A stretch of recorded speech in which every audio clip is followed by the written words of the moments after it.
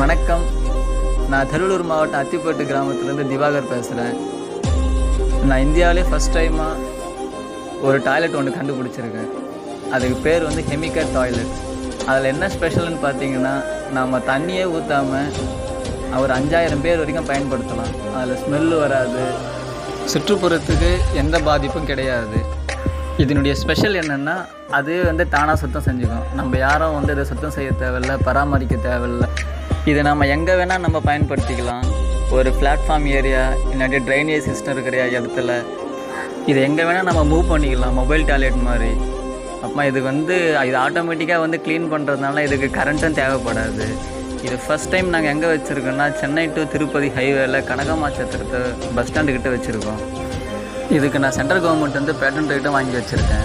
இது மேலும் செய்கிறதுக்கு எல்லா இடத்துல வைக்கிறதுக்கு உங்களுடைய ஆதரவும் கவர்மெண்ட்டுடைய சப்போர்ட்டும் எனக்கு கண்டிப்பாக தேவைப்படும். நன்றி.